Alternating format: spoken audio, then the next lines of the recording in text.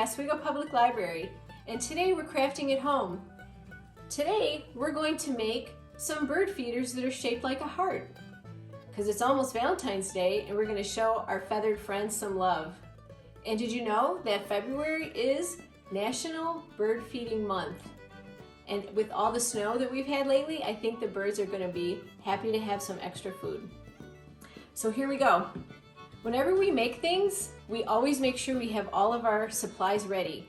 So if you picked up a bag from the library, what you would have in your kit is some birdseed, some flour, some shortening, a packet of gelatin, a couple of heart cookie cutters, some string to hang it, some wax paper, and a straw to make the hole. I just wanted to let you know that the reason that we're using flour and shortening and gelatin is that we need to have a way to keep the birdseed together when we put it into the cookie cutter. And we always want to pick things that are really healthy for birds and that are natural, and all of these things are. From your house, you're going to need a bowl and a big spoon, a few smaller spoons, something to stir your gelatin in, some spray oil, paper towel, and a tray, because we're going to put these in the refrigerator.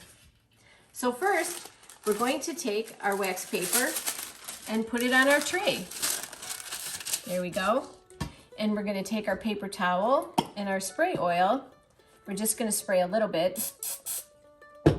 And then we're going to take our cookie cutters. You guys got 2 inside your bags. I'm just going to use 1 today.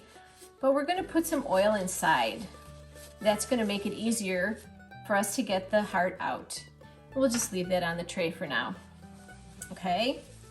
The next thing we're going to do is, I'd like you to get your grown-up and have your grown-up turn on the sink so that you can get the hottest water that comes out of your kitchen faucet.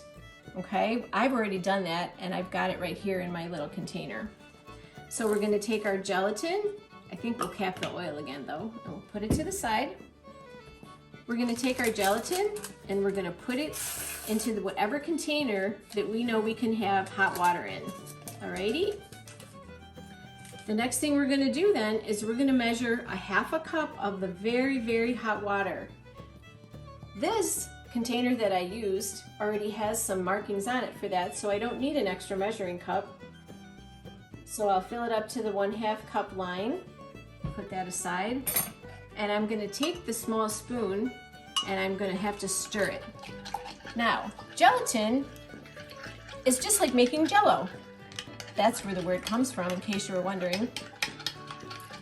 So it doesn't have a pretty color to it, and it doesn't have any flavor either, so don't drink it. So we're just going to keep stirring and stirring, and it might take a few minutes for us to be able to stir it so that it all dissolves.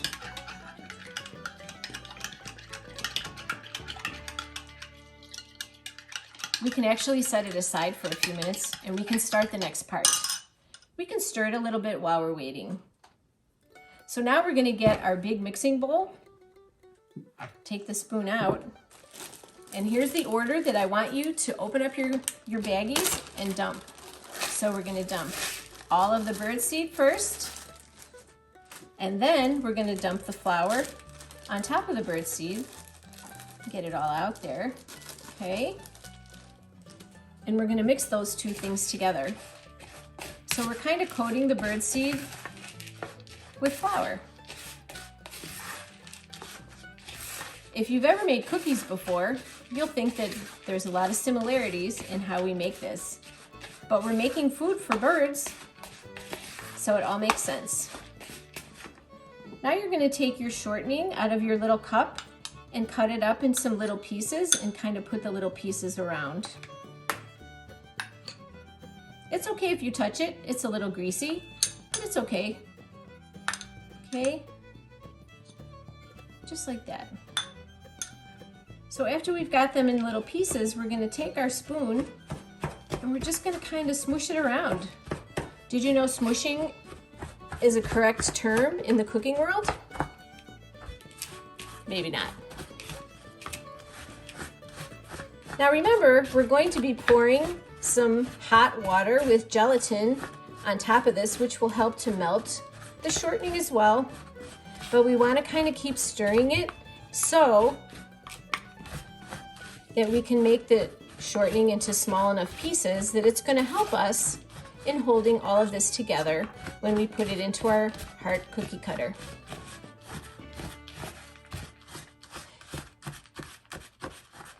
This can take a few minutes as well. And like on all the famous cooking shows, I've already got one done so that you can see, so you don't have to keep watching me stir, but you get the idea. And this is the next step, is where I'd like you to also get your grown up. So the idea is that we're going to stir the gelatin. As you can see, the gelatin has become pretty clear now. Okay, we might give it a couple more stirs. But we're gonna pour it into the birdseed. We're gonna pour it all around. So the idea with the birdseed is that we want it to be able to be packed inside of the cookie cutter, but we don't want it to be soupy. If it's soupy, it's gonna leak out the bottom of the cookie cutter and it's not gonna hold the shape. So we're gonna take our big spoon and we're just gonna keep mushing it around like that. And if we think it's not really wet enough to pack, just like snow, remember, we have to be kind of watching what we're doing, because on any given day, it could turn out different. And here's my friend Maggie the cat. She likes to help me cook all the time. Hi, Maggie. I don't think Maggie would like to eat the birdseed though. So as you can see, the more gelatin we pour in, it gets better to pack, right? So now I'm gonna take the bowl that I already have,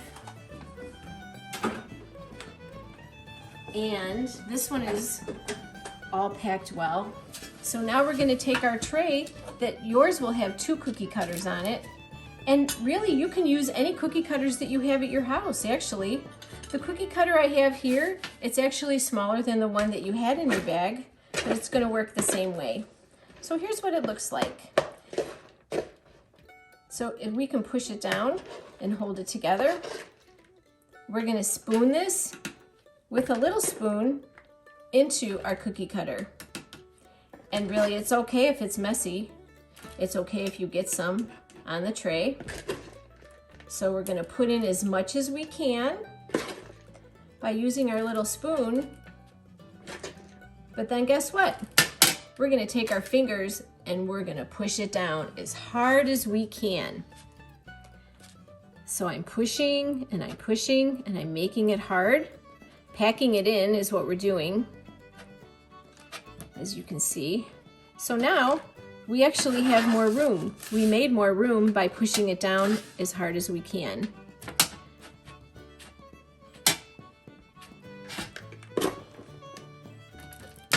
And it doesn't matter if we overflow it, because we're just gonna keep pushing and pushing and pushing. Okay?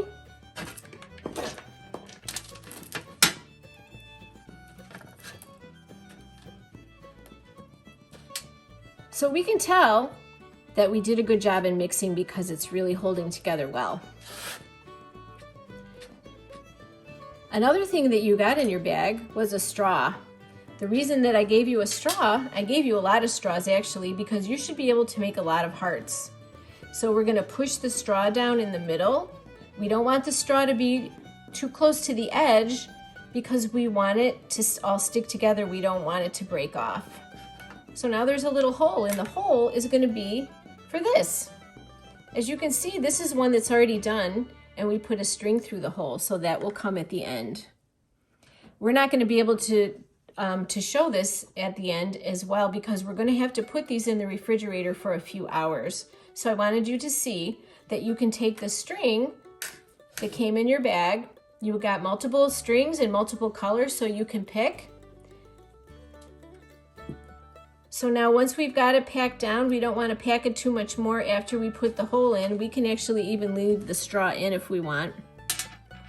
So now what we have to do very carefully, and you might need your grown-up to help you with this, is we're gonna push around the edges a little bit, and we're gonna slide the heart right out of the cookie cutter. There we go, look at that. We can kind of push it together a little bit more and push this one off to the side. And since we have more cookie cutters, we can just make as many as we want with all the seed that we've made. Okay, and then we'll do this one the same way. So boys and girls, that's really all there is to it. Now we're going to take this whole tray and we're going to put it in the refrigerator. It should be in the refrigerator for probably 4 or 5 hours. I actually left mine in overnight, which is perfectly fine to do too. So then they'll be hard, and that's how you take them outside. You'll take your string and you'll put your string on there. You can use any kind of cookie cutter if you want to keep making different shapes and you have extra birdseed, then please do it. And these will last for a long time. Once we have them all packed hard, they'll stay like this for a long time. I'd recommend that you hang them in a tree on a branch where there might be another branch that a bird could sit. We actually hung one on our shed, but with the snow this weekend, we haven't seen many birds out. So I hope you had a good time, and I hope that if you find any birds, that you could take a picture of them and you can send them to us and upload them to us on our Facebook page. See you next time.